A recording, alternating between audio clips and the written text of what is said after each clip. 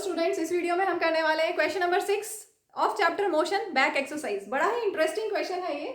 First part में पहले एक बार क्वेश्चन देख लें। स्टार्टिंग में figure 8.11 shows the distance time graph of three objects A B C. Study the graph and answer the following questions. First part में which of the three is travelling the fastest.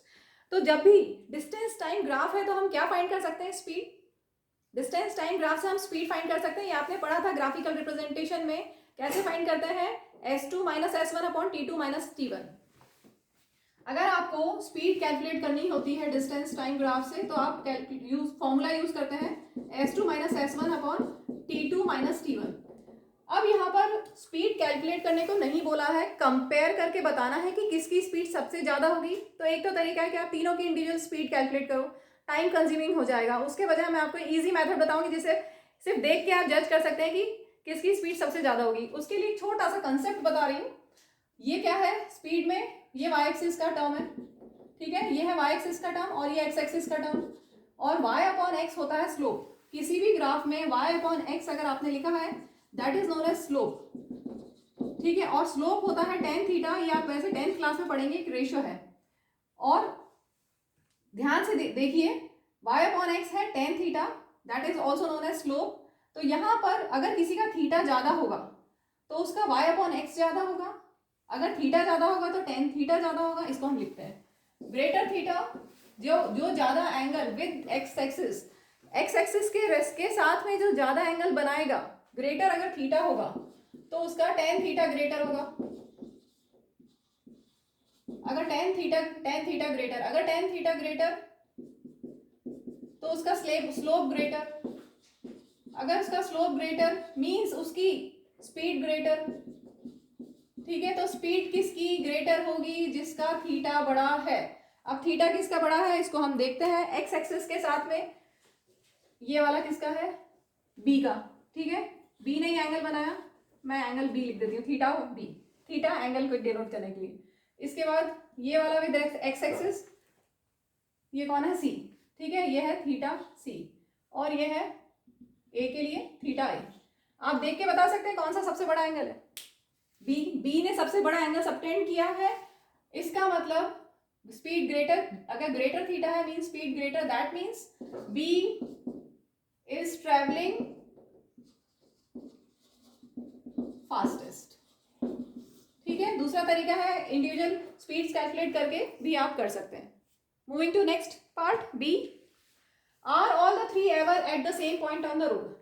अगर ये तीनों कहीं पर intersect किए होते, suppose graph कुछ ऐसा होता, एक ऐसे जा रहा है, एक ऐसे जा रहा है और एक ऐसे जा रहा है, तो ये कहीं पे एक पॉइंट पे इंटरसेक्ट करते तो यहाँ पर आप बता देते इतने टाइम पे इतने डिस्टेंस पे एक साथ थे।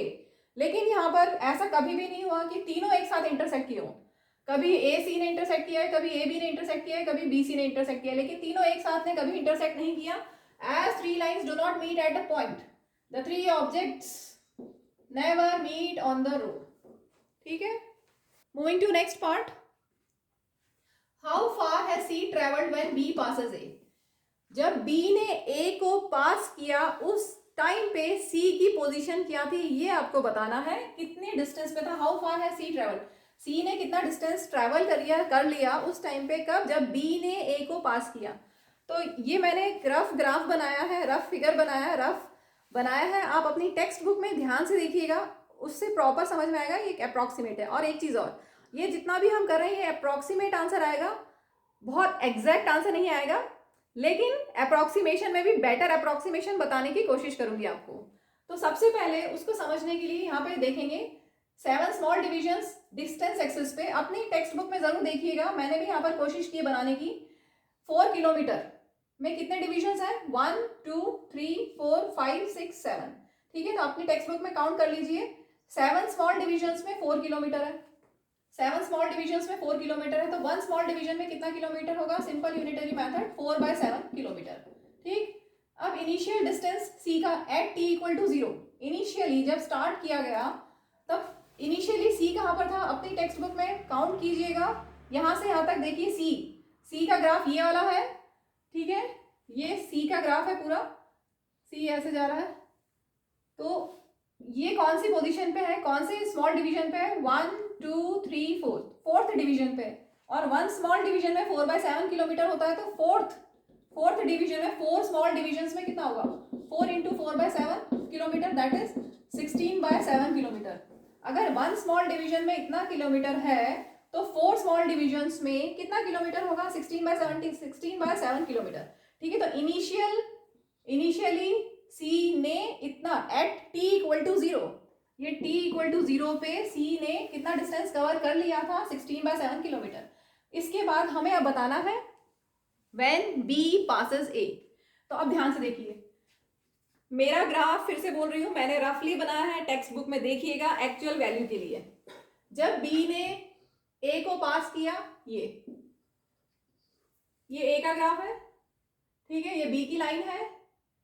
b ने जब a को पास किया उस टाइम पे c कहाँ था, तो यहां से आप parallel to y axis line ले लीजिएगा, तो ये c आ गया, मिल गया हमें। ठीक है, अब इसके करस्पॉन्डिंगली जब आप यहां पर देखेंगे तो आपको अप्रोक्सीमेटली 8 मिलेगा, अप्रोक्सीमेटली 8 किलोमीटर मिलेगा।